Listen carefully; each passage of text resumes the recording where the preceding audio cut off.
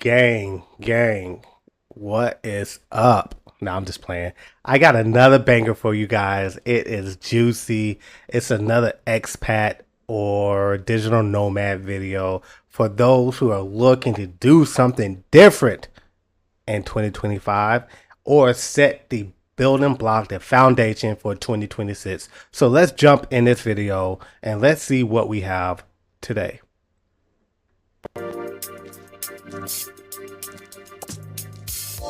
Being in Oman, like I'm very relaxed. Like I don't have as much stress. They welcome me. They say, "Oh, hello, sister." Like I'm one of them. It's been very great. Like I wouldn't have stayed as long as I had if it wasn't a good life here.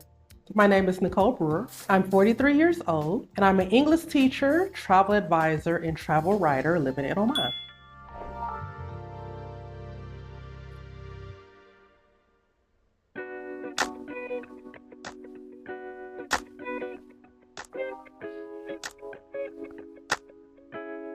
Before we jump into the video, I am a world traveler. I have lived in South Korea, have been to Germany, I have been in Italy, Switzerland. Um, what else have I been? I've been to Egypt. I've been to Belize. I've been all over the world and in the Caribbeans, Canada. I do not know where mine is on a map. So we about to learn something. We've all about to learn something. If you don't know that much about Oman, we are about to learn today.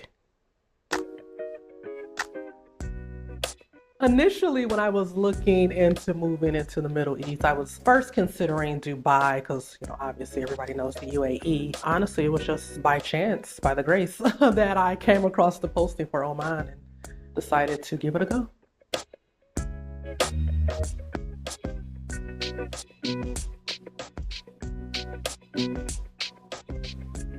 I am a travel blogger influencer for my site I Love the Globetrots. Additionally, I am a travel advisor, so I help plan and book trips for my clients. So I am living in a fully furnished 2-bedroom, 2-bath apartment, which is around 250 Omani Rial a month. So that's like around 650 US dollars per month that I pay in rent.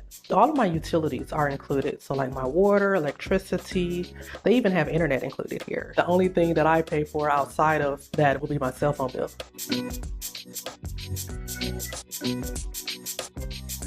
My biggest expense is food and taxis because I don't drive. I spend roughly 25 to 30 Omani Rial, probably a week on groceries. So that's equivalent to about $75 to $80. So I eat out like once a week, if that. So if you add that in, maybe like $400 on food. I would definitely say that like travel has been a passion of mine. Honestly, since before moving abroad, like I realized that I had a curiosity for travel from a young age. Namibia was absolutely beautiful. The Seychelles.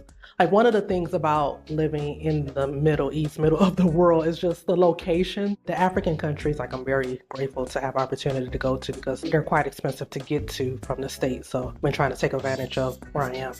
This past January actually was my winter break, so I ended up spending a week in Bali. It was an abnormal amount of spending for the month of January because I was planning for my winter break. I'll say that in a year, maybe I would take 2 or 3 big trips and then maybe just like a weekend trip every so often to Dubai.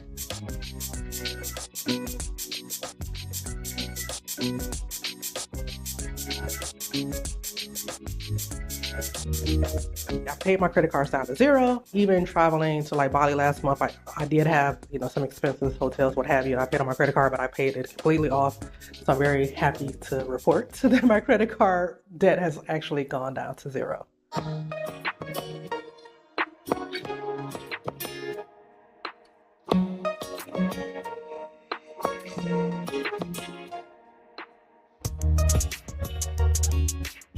I didn't think it would be a challenge to find a new job, but that was at the beginning of like the recession back then. So I just recall I was on unemployment for about 5 months, and I think I had 6 months of unemployment available. So getting down to that last month, I remember I got scared and I was like, okay, what do you want to do if your unemployment runs out, you don't have a job?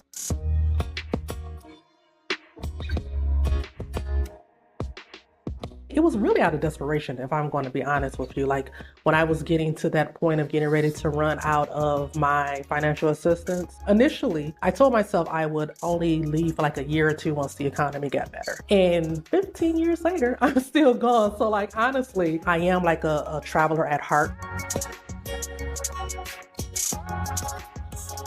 When I decided to go to Korea, I basically only had 2 suitcases packed. Fortunately, at that time, being recruited to work for the education department in Korea, they help set you up like when you're first moving to a new country. They help you with relocation.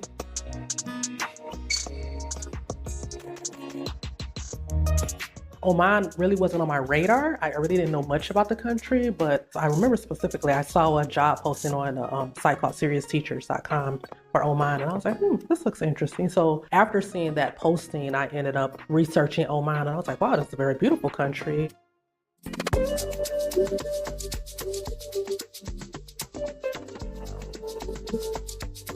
I have had an incredible experience living in Oman. It's a very safe and peaceful country. Obviously there's a culture shock when you first land, but I feel like I'm pretty flexible and I was able to go with the flow. I definitely have taken on like the Omani culture of just like, inshallah. Like what will be, will be. It's kind of like the phrase here in particular in Oman. Thinking back on my time in the States, I probably was way more uptight, way more just like angry, what have you. Just like the energy of being back home, it was very toxic in certain ways.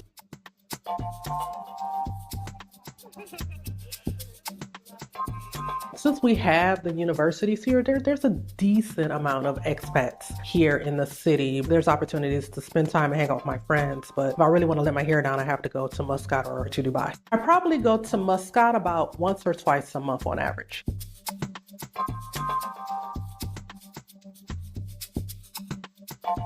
I don't really fear living here as a Black woman. When I'm back home in the States, obviously you look at the political climate and things that are happening back home. It's a struggle. I honestly, I worry about like my friends and my family back home at times. So I am very grateful to live in a country that is so safe. It's definitely not without its challenges. I will say it's not an easy life to be on the other side of the world from your family, especially when emergencies and family situations come up. It's for sure a culture shock for the average person to come to a place that is more conservative, as far as conservative in dress and just like the atmosphere of certain things that you can't discuss. But for someone like me who is very flexible and a very just like laid back, go with the flow type of person, as long as you respect the culture, it's a nice life. It's a good way to live.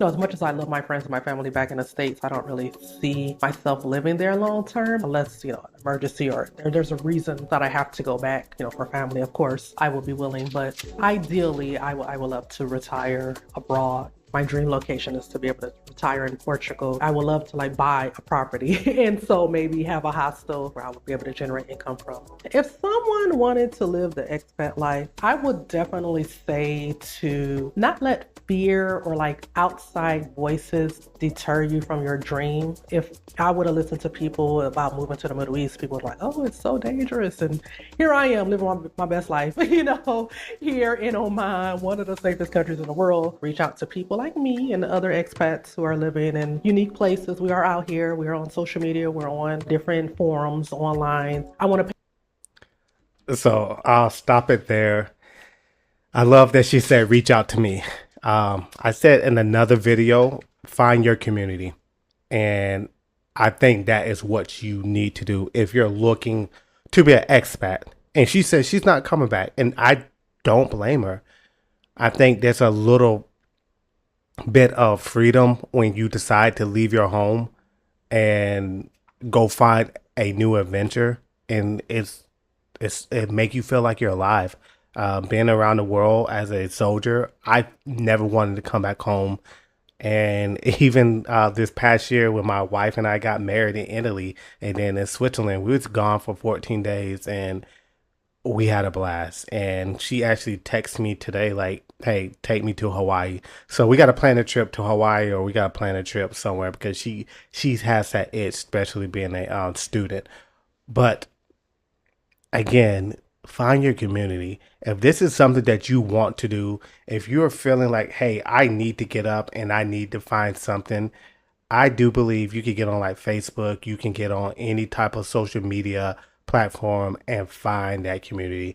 And they will show you, they will help you, and they will welcome you into their world. And I love that she said, "Hey, I want to retire in Portugal. I have to get out to Portugal. Portugal, ever since my great day, she ate my passport. Portugal has been on my list, and it will stay on my list until I get to Portugal. I cannot wait. And I hope that you feel the same way. You cannot wait. And if this is going to be what kick you in the butt to get off the couch and find your community, then let me kick you in the butt. If this is going to be your nudge to say, "Hey, let me start saving because that is what I want to do," then this is your nudge. And I can't wait for the next video. I will be finding more video about more expats, more video about people doing what they love so that you and I can watch it together, so we can react to it together, so we can enjoy it together, and so we can plan our future together. And by saying all that, this is React with Rob, and I am out.